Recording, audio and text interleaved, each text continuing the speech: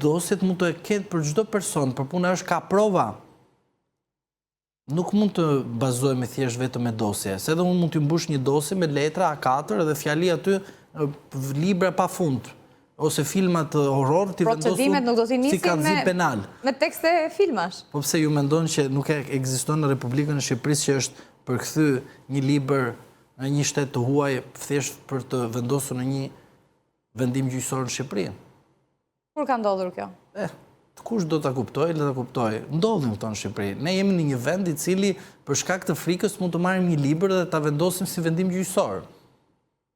Ndodhin në Shqipëri këto gjëra. Thjesht duhet marrësh për plagjatur, ta vendosësh në skanim. Si e prisni aktivitetin e SPAK për ta përmbyllur si çështje në këto 2 muaj, më pak se 2 muaj që vetëm deri në zgjedhje? SPAK-u ka bërë një gabim fatal që nuk pranohet të bëj një PR, që të bëj një dakordsi me Policinë e Shtetit, me kryeprokurorin e Shqipërisë dhe me kryetarin e KQZ-s mos gaboj, që do zbatojmë ligjin. Ky PR është i tmerrshëm ku ndodh në Republikën e Shqipërisë.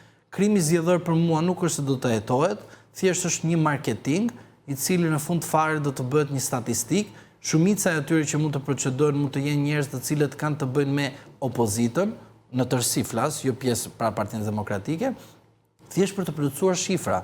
SPAK nuk bë asgjë tjetër përveç duke plotësuar shifra. Gjëra konkrete nga SPAK. Mund të ketë arrestime deri në zgjedhje? Patjetër do të ketë arrestime dhe pse mos do ketë arrestime, sepse qytetarët shqiptar kënaqen me nga bota e krimit apo edhe në nivel politik? Dhe të dyja sepse jemi në një fazë ku duhet plotësohen statistika dhe jemi në muajin mars edhe pas 2 muajsh normalisht SPAK-u ka për detyrë. Po shpërndar kuvendi deri pas zgjedhjeve? Jo, kuvendi nuk është shpërndar kurrë. Kuvendin e keni në detyrë deri në shtator të 2025. Po deri në 20 maj, pra ishte seanca e fundit pak ditë më parë. Në çdo moment kryeprokurori apo prokurori në rast se don të arrestojnë ndonjë deputet, aty është diskutimi. Ti të drejtohet parlamentit, institucionet kushtetuese dhe ligjore nuk kanë orar pune, që do të thotë punojmë 8 orarsh edhe është mbyllur natën. Gjithë institucionet shtetërore monitorejohen, kryeministri në çdo moment shkon në zyrën e tij, kryetaria e parlamentit po ashtu, gjithashtu edhe kryeprokurori dhe prokurorët e tjerë në çdo moment, nuk është se mbyllet godina. Thjesht iniciativa mungon për të arritur në kërkesën për heqjen e imunitetit të një ndo hipoteti si Majtas e Djathtas. Mirë, kalojmë në një tjetër zhvillim. Në fakt kanë qenë të shpeshta rastet kur efektiv të policisë apo edhe drejtues të këtyre strukturave rezultojnë të implikuar me krimin organizuar. Sot në dëshminë e radhës në gjykatën e posaçme i penduar i drejtësisë Dumani ka përmendur edhe një shef krimesh në Elbasan që i informonte për ta Loçelën, siç është shprehur ai, duke i kërkuar 10.000 euro në muaj. E ndjekim shkurtimisht dhe kthehemi pas pak. Nureddin Dumani vijoi serinë e dëshmisë para gjykatës së posaçme ku u mor në pyetje nga avokatët e të akuzuarve të tjerë në dosjen hetimore për krimet e bujshme të ndodhur vitet e fundit në Elbasan dhe Durrës.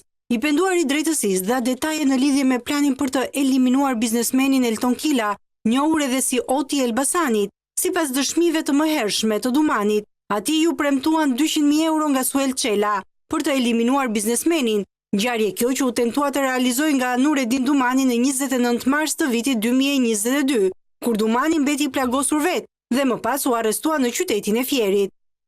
Suel Çela ishte interesuar për vrasjen e Oti Kilës. Ditën e ngjarjes isha vetëm në makinë, kur u qellova isha shofer. Më qellua nga mbrapa. Më pas ula te sendila e pasagjerit në makinën X5 kur u plagosa.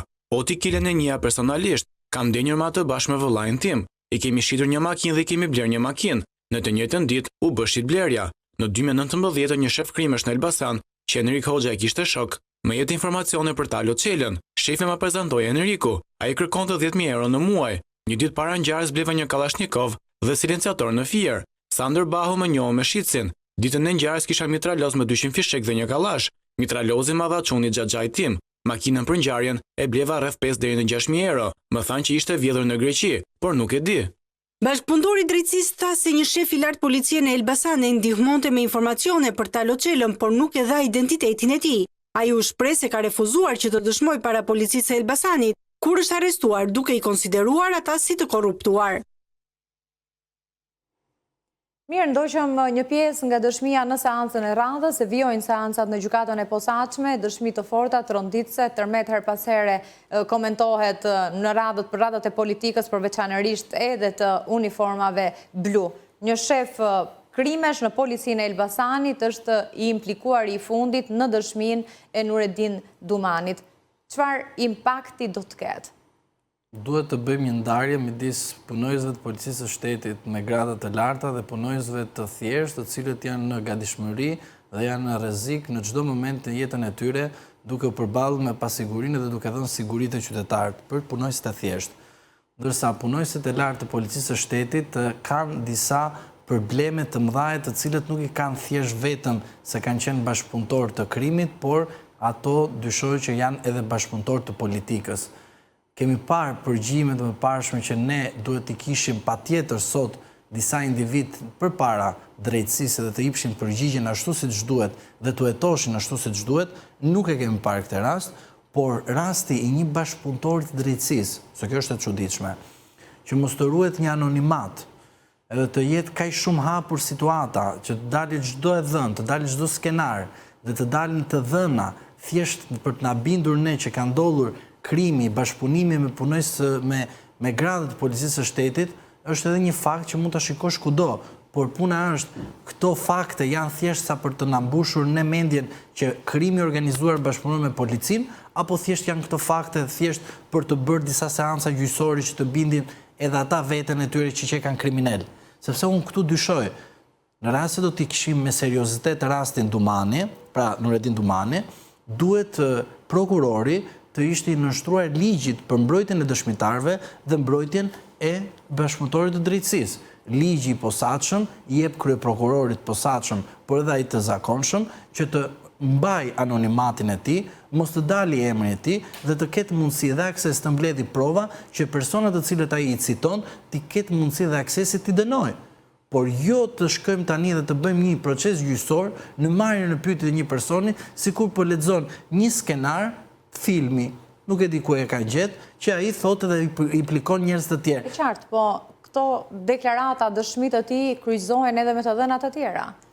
Po nuk mund të bazohemi thjesht vetëm në një indicje. Nëse rezulton që operacionet apo ndërhyrja apo mosveprimi i shefit të krimeve ka kontribuar dhe ka favorizuar grupet kriminale për kryen e këtyre veprave, duhet keni parasysh diçka. Arrim në situatë tjetër. Jo, nuk jam dakord me kjo, sepse ndodh, për shembull, kur kemi një praktikë gjyqësore, pak a shumë, mos jesh avokat, pak a shumë e di se si do të reagojë gjykata në vendimarrje. Pak a shumë e dim eksperiencën e policisë së shtetit, a ka furnizimet e duhura për të kapur dhe parandaluar krimin. Në rast se punojësi i policisë nuk ka të mjaftueshme materiale për të goditur krimin organizuar, normalisht dhe krimi organizuar e di se si të ruhet, sepse pikërisht ka rrjedhur informacioni. Dhe kjo nuk kupton bashkëpunim.